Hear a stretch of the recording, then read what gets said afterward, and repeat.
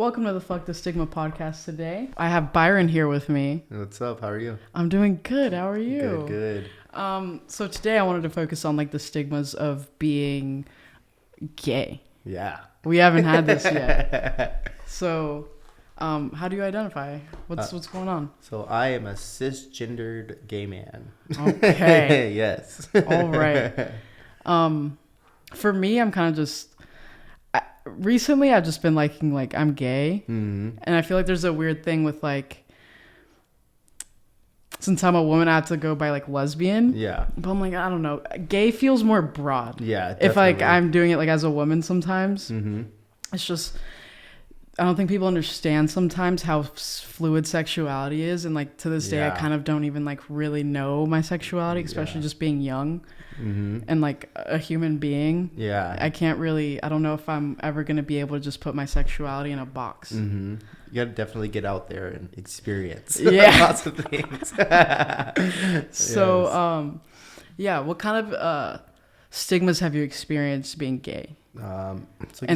Actually, how did you know you were gay? Okay, so I guess you say I knew I was gay when I was growing up, or just I feel like I was born this way. You know, just little things here and there. You know, messing with other boys. You know, growing up, not really knowing what we're doing, but we're just kind of playing around, playing house. Yeah. You know, I know I wasn't allowed to sleep over boys' houses growing up. Why? Because it happened quite often. You guys got like caught? Yeah, we would get caught, and then then it'd be like some other boy that I met like as football team or baseball or whatever. Yeah. And then I'd go spend the night at his house, and then we get caught. So it was always like a recurring issue. You said you played baseball and football growing up? Yeah, so I ran track. Track was my main thing. Okay. Yeah, I ran track for 10 years of my life. Did you experience stigmas in sports? I did my senior year, or not my senior, in my high school years. High school years? Yeah, my freshman year specifically, because I was really good. I'm not gonna pat myself on the back, but I was really good. I was on varsity my freshman year, and we got out there for tryouts, and nobody knew that I could run. Nobody they saw me in all these other sports, but it wasn't I was much more serious in track than I was anything else. And so when we got out there on that track and I whooped all their butts, I heard at least two guys like, "I can't believe that gay guy just beat me." And I was like, "Yeah, yeah, you did. I did." That's fucking crazy. So it was just kind of just put it how can a fucking gay guy run faster than? Yeah. That's insane. All that toxic masculinity that they had, just came out. I guess, Was there locker room talk? We never really went in the locker room, and honestly, I felt very uncomfortable in the locker room. Just I did too. Middle school, I was like, oh no, this can't. I can't do this. Yeah, especially because I had roaming eyes too, so I was they're gonna see me. Yeah, I feel like a lot of my experience, a lot of the. Actually, I wasn't even out. I don't think anybody knew. But say they did, I feel like most people, there's a stigma, I don't feel comfortable changing in front of a lesbian. Yeah. Or whatever. I don't know. I think that's weird. I think that it is, honestly, I think it's just they're not comfortable with themselves, Because there's plenty of people that are comfortable with themselves and they don't care, I feel like it's a big thing when you can, comfortably change in front of somebody who likes the same gender that you are. Yeah. I think it's weird that you can't. I don't know. No, I definitely noticed that because it's with my gay friends, we'll be oh, we're at a pool party. Okay, now let's change and get ready to go to another party. And we're just let's just change right here in front of each other. There was a straight guy there who he'd go in his room, change, and then come back. Yeah, so, I don't get it. Yeah. Yeah. Were there any other kind of examples with stigmas being gay they've experienced in your life? Yeah, I would say maybe family, family, definitely. Yeah, I would say just I kind of lost touch with my family, and I guess probably because they would see me on Instagram or Facebook, posting these skimpy little outfits and stuff like that. Don't let these baggy jeans fool you. I'll put on a leotard and go out. So you know, they would stop, you know, they wouldn't really talk to me as much. You know, I'd call them, they probably wouldn't answer, you know, stuff like that. They started becoming distant. Yeah, it became really distant. Were they like ever like just like blatantly unaccepting, or just like kind of casual unacceptance? Yeah, it was a casual unacceptance. Like nobody would say it to my face, and I think it's mostly because most of them live in Texas. Mm-hmm. So, I mean, like being that there's only like my like immediate family here in California, you know, we're not that close, so I doubt, you know, they didn't want to bring it up because, you know, we want to have good times together, you know. So, or at least that's what I'm assuming. Did that ever prevent you from like being your true authentic self? Oh yeah, definitely. How? I feel like I'm not as free as I can be, you know, most times. To this day? To this day, not entirely. Not entirely, but then? Not entirely, yeah. Like if I'm around family, I'll, you know, sometimes I'll be told by, you know, like, hey, like, let's not talk about this, or don't bring that up, or da-da-da, like, before we go in here. And I'm like, Isn't that crazy that families do that shit? Yeah. Like, we can't mention this, or it's just going to be a whole big argument and a weird discussion. Yeah. That's crazy. And it's crazy because I'm like, I don't, like, how about we talk about it? Yes, if we talk about it, then it'll be done. Instead of, like, being unspoken. Yeah. And it's because people don't know enough about it that it makes them uncomfortable. Mm-hmm. Yeah, exactly. For sure. Have you experienced stigmas with being, like, specifically a black gay man? I could say maybe in the gay community, definitely, you know, there's, like, you'll see, like, on Grindr or other, you know, gay social medias, you know, they'll say, like, oh, like, no fags, no femmes, no blacks, no Asians. Yeah. You know, and it's, like, I've seen, like, memes of that. Yeah, there's memes of it because it's true. It's, like, and, you know, like, they'll post it, and it's, I mean, I don't know. Maybe it's just society that's brainwashed everybody to not, you know, want these certain things because, like, you know, being, like, flamboyantly gay is bad, you know, or, like, just being black. I guess nobody really wants that because everything you see on TV is white, you know? Yeah. It's like... So, say no fags, no femmes, no what, and no Asians? No blacks and no Asians. What are the options? Yeah, right? White. That's what they're saying. White people are the option. Yeah. It's fucking crazy. Yeah, like whites and Latinos, I guess. Yeah.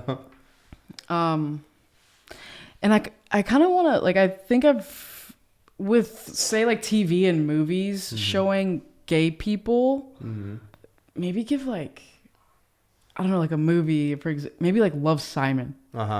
Like, I don't think there's that like person of color kind of flamboyantly gay. No. Like portrayed on TV or television anywhere. Yeah, and then especially because that boy was also like athletic type. The black boy that he did fall in love with, you know. Yeah. It's just like there's not enough representation of that, and I feel like it could be because maybe they're scared people would just like diss on the movie. Yeah. And be controversial, maybe. But I feel like somebody kind of needs to just do that. Yeah. No. Break it. Yeah. I definitely hear a lot people say like, oh, like if you're gay, like act like a dude. Why are you acting like a girl? Yeah. And it's like, gay is a spectrum. And it's like it definitely is a spectrum. Yeah. Like there's feminine lesbians. I don't know what box you would put me in because I feel like I don't fit in that box of like I'm a masculine lesbian or a feminine. I feel like I have my feminine side as well as my masculine. Yeah. I don't think boxes are fun at all.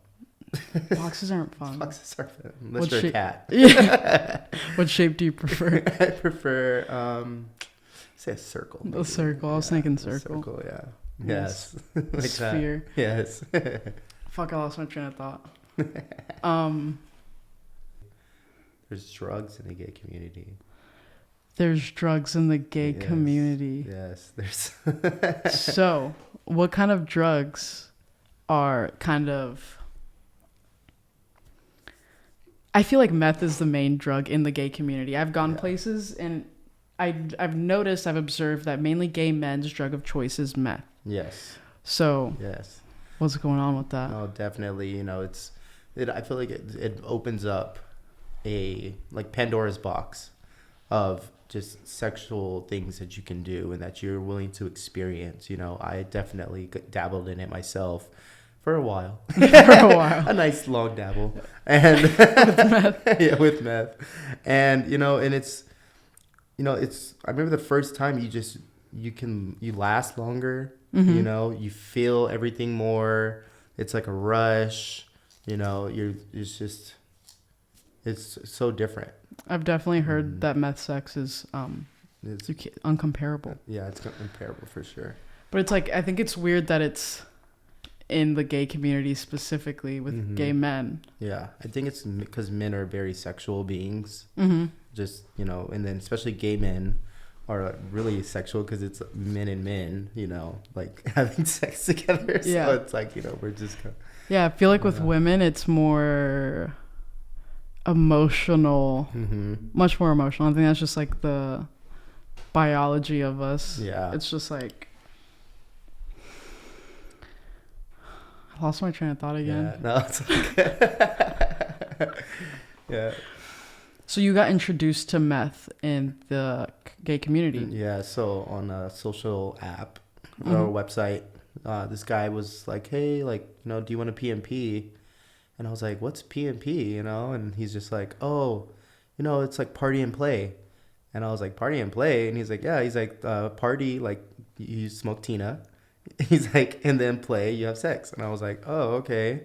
And at first, you know, the first few people that did hit me up about that, I said, no, I don't do that. No. But it got to the point where I was just like, you know, I'll try it once, you know? Just once. Yeah, try everything in life at least once. Yeah. Except like, you know, heroin or something. But meth is okay. But meth was okay for me, you know? Yeah. And so I went ahead and I did that. And it was fun. I had a good time. I realized that you kind of lose sense of time. For sure. Yeah, because you're so busy doing all these things and, you know.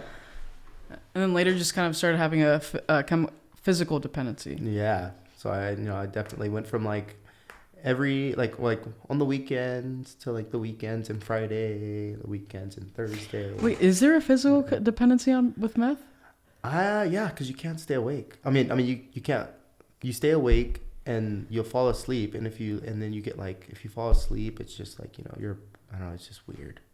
But you just like there's that craving. Yeah, there's a craving, like you need it in order to operate because if be not, functional. Yeah, because if not, you're just like a zombie, you know. And that's crazy. Yeah. I did my drug of choice because I wanted to be a zombie. Yeah. Fucking weird. Yeah, I want to be a vampire and stay awake all the time throughout the night. Yeah.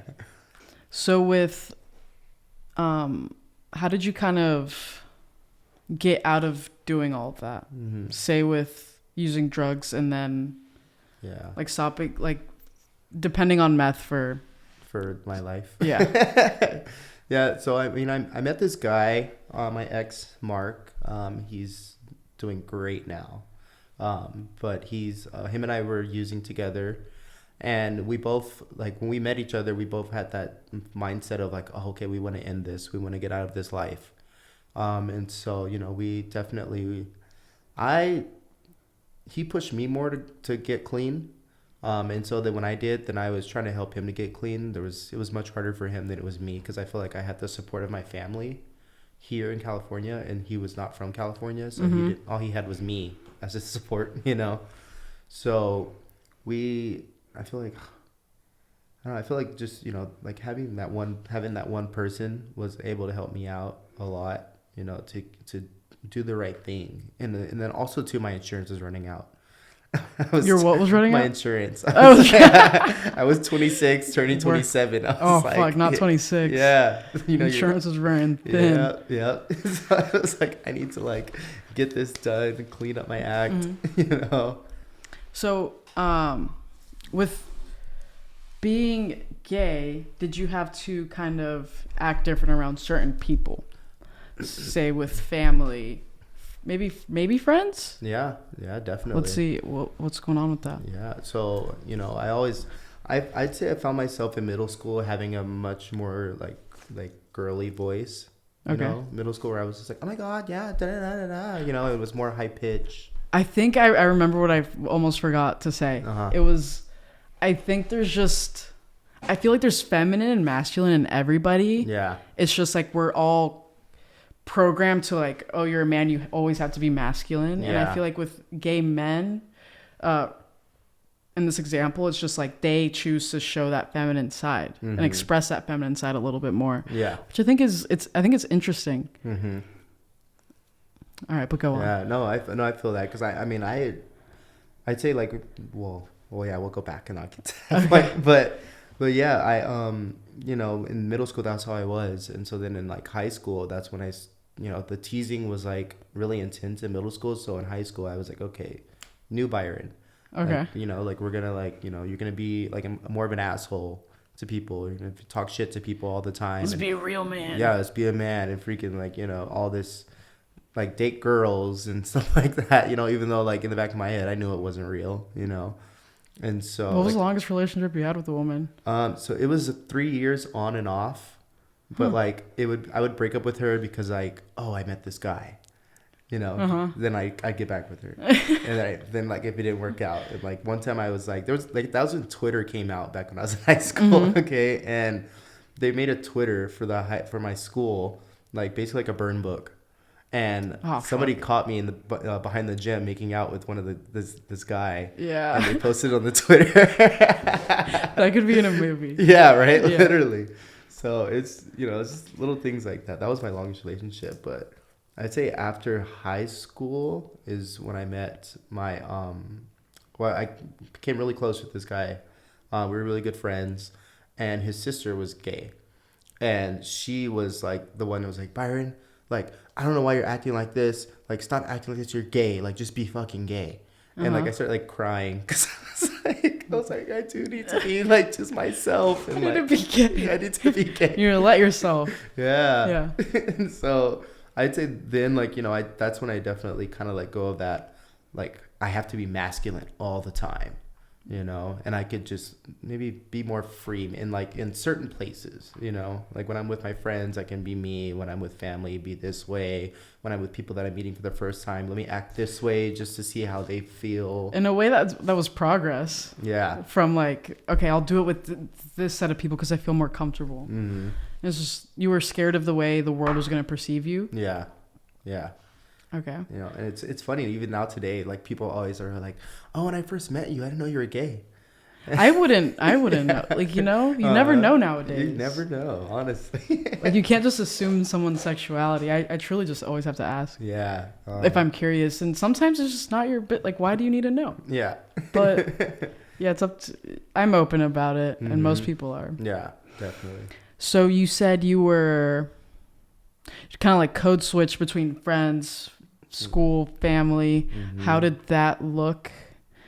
Like, how did you have to act with your family, for example? Yeah. So with my family, I still to this day, sometimes I'll get texts like, hey, can you not post this? Or can you unfollow like this cousin? Or can you not do this? Oh.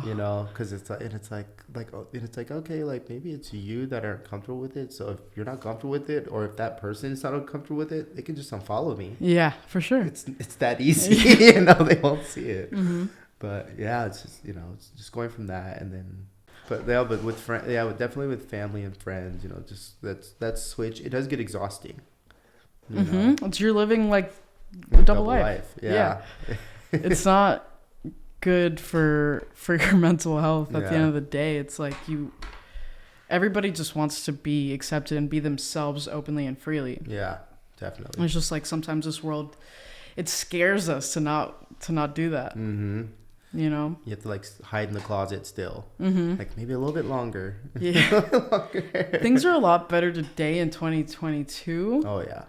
For sure. Oh yeah. But it's still there. Mm-hmm. We've come a long way though. Yeah.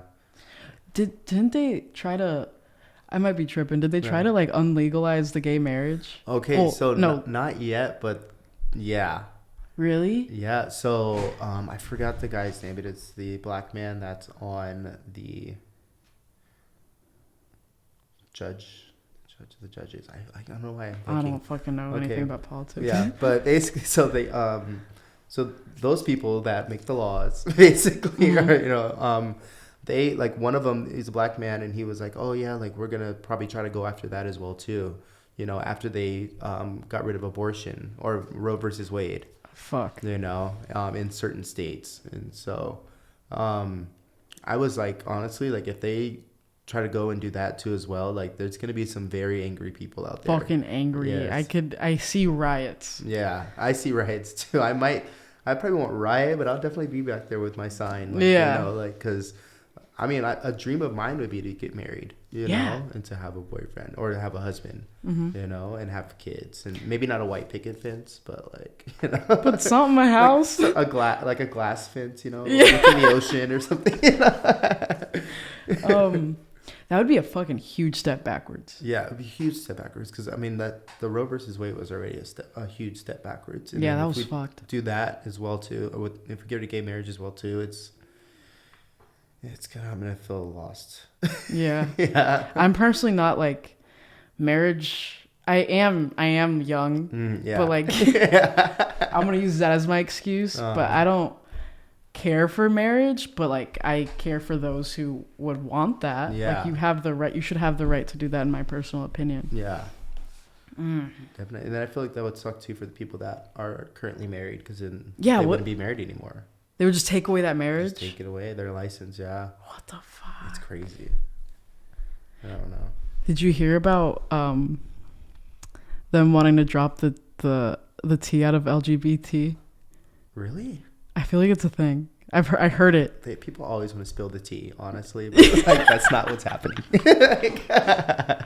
They could go for it, but no. Yeah. Wait, I kind of want to dropping. It's a fucking thing. We are a group of gay, bisexual men and women who have come to the conclusion that the transgender community needs to be disassociated from the larger LGBT community. Oh, wow. In essence, we ask that organizations such as the Human Rights Campaign, etc., stop representing the transgender community, as we feel their ideology is not only completely different from that promoted by the LGBT. It sounds wrong. Yeah. Community. Oh, wait. LGBT. Oh, wait, they might have a point. Yeah? Oh, really? Uh-oh. LGB is about sexual orientation. Trans is about gender identity. Oh. Huh. But it is ultimately regressive and actually hostile to the goals of women and gay men. Yeah. Interesting. I mean, I get that point. It's a very strong point. It's a point. Yeah, but at the same time, there's a lot of trans people that still, I may transition into a woman, and I still like women. And still like women. Yeah. You know, Caitlyn Jenner. You know, like. It'd be fucking wrong to drop the T. Yeah. Don't drop the T. No, don't drop it. It's too hot. Don't drop it. Enough of my tea puns. Is there anything else you feel like you'd want to put out there in the world? Say like any stigma that you've just witnessed. I would say, and I don't think I've witnessed this, but I've heard it here and there. Mm-hmm.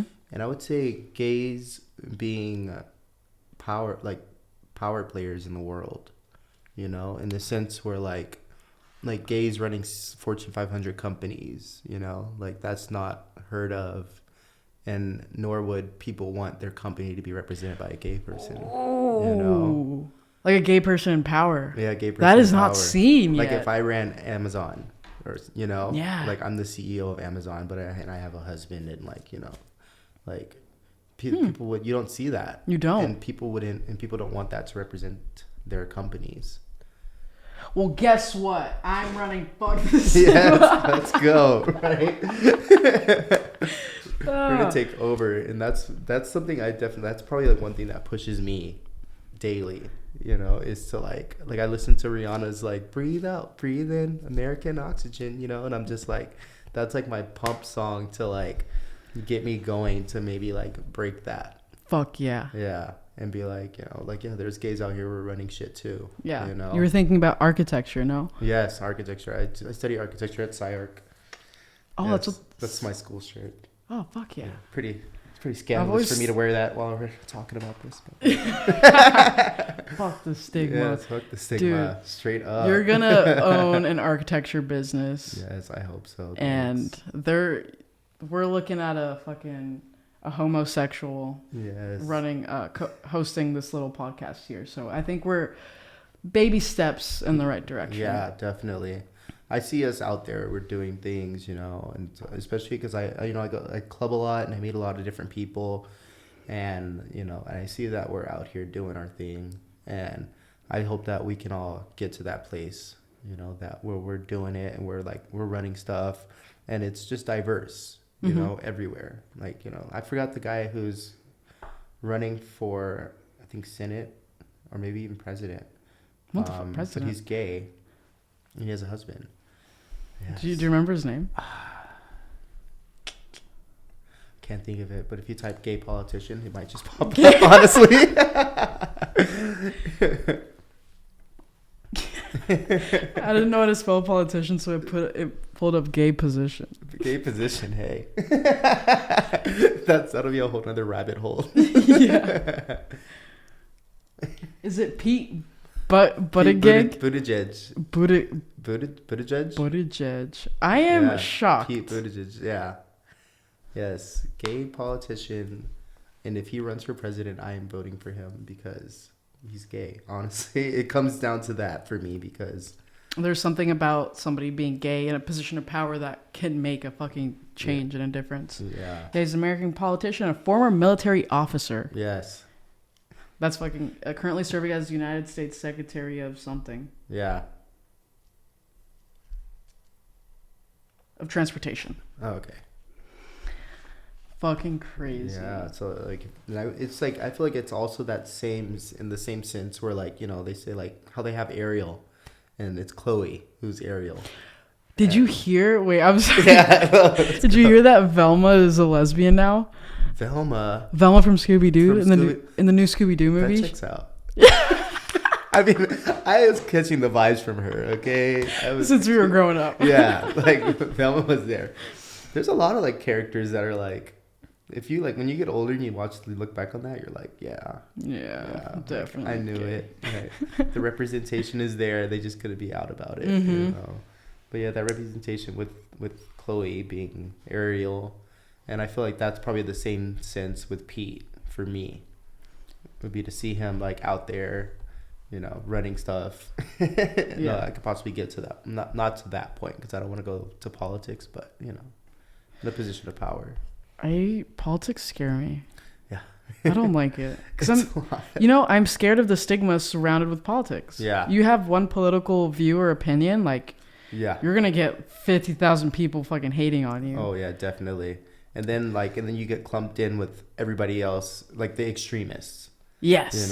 Those far. And the extremists go crazy. They're I'm scared. Yeah. I'm scared. Yeah. I surrendered. Yeah. I know. I always feel like that too. It's unless it's a poli-sci class, I don't really want to talk about it at school or religion because I'm just yeah. Say if you're it's different with political science, learning about it. Mm-hmm.